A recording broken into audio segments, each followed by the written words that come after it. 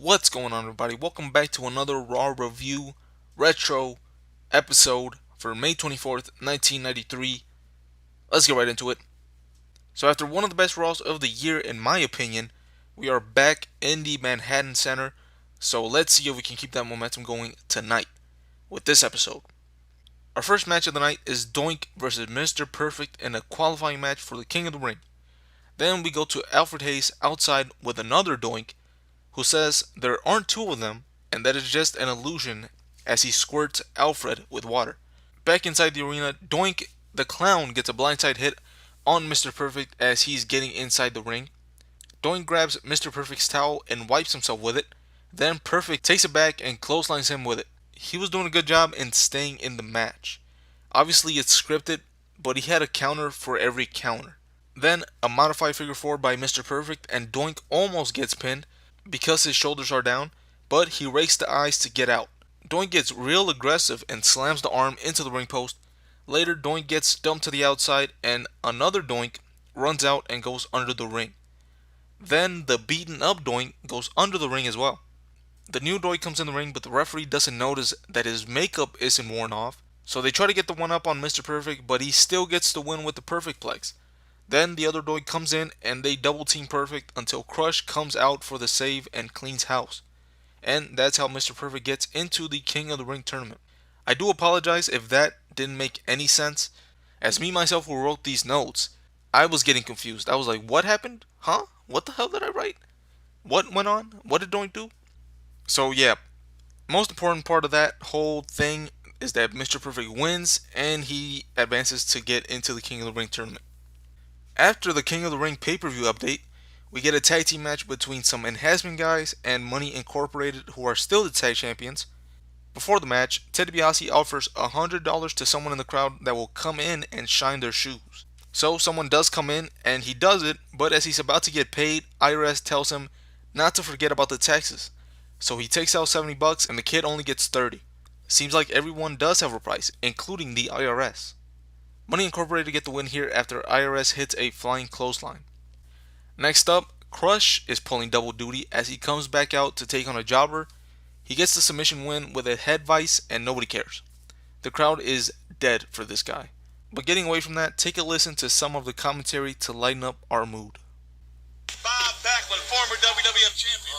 And you're also going to see Okern and I at the big golf tournament they had for Bill Fralick in Pittsburgh. I got 4 holes in one. I only played 3 holes. Yeah. I bet Oakland beats you on the back 9 too. And Bob Backlund beats Bam Bam. Am I right? Okay, you're right. I'm right. I'm the brain too. Yeah. Go to Vince McMahon in the ring. I was just going to say that. I was going to say Ladies it and too. gentlemen, Yeah. would you please welcome... Alright, so yeah, some funny little banter from Bobby Heenan and Randy Savage. They do throw to Vince McMahon, who is going to interview Racer Ramon about his loss to the Kid from the previous week. Racer calls him Stickman and offers him $2,500 to get in the ring and face him one more time. $2,500 for those who don't understand simple mathematics. They bring up the first round of the King of the Ring tournament where he will face Bret Hart, and out comes the Hitman. Bret teases Razor for losing to a rookie, and this is also where they start chanting 1, 2, 3. So from now on, the Kid is going to be known as 1, 2, 3 Kid. That's how that happened. Moving on, we see Bobby Heenan flipping through the channels on a TV monitor.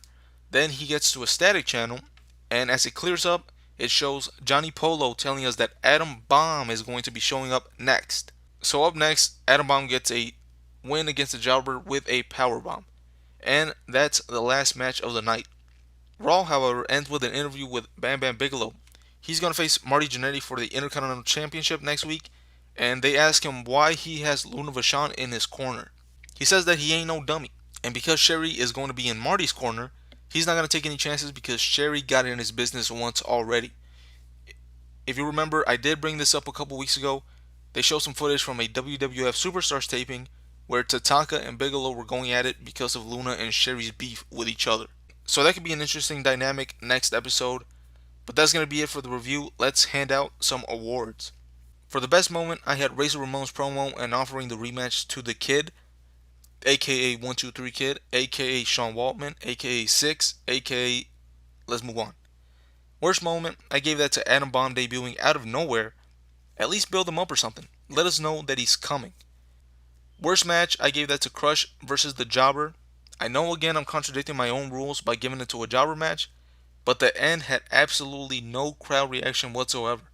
That means the match was garbage. For the best match, I had Mr. Perfect versus Doink.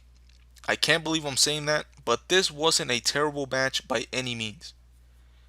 For the wackest performer, I'm going to give that to Adam Bomb because what is he supposed to be? An actual atom bomb? A pilot that drops bombs? I don't know what this man is supposed to be.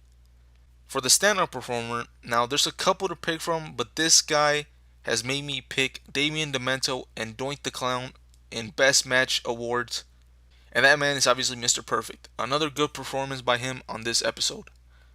For the overall grade on this show, I'm going to give it a C. Not a great overall show, but some of the best parts were really good. Money Inc. offering money but IRS taxing it was funny. And the other good stuff that I mentioned earlier with Racer and Mr. Perfect. We also end the show with a preview for a championship match next week. So a decent Raw, not bad. Taking a look at the tally after we're going to add another one to the good column because a C is still passing. So that's going to make it 11 good Raws and the bad shows stay at 6. Let's not forget about the new category that we added last week where we now have one great Raw in the show's history. So yeah, 11, 6, and 1. I might add a visual of the tally board soon. Not in this one, but I might. So I don't have to keep explaining it. But until then, and until the next review, I'm done here. See you guys on the next episode.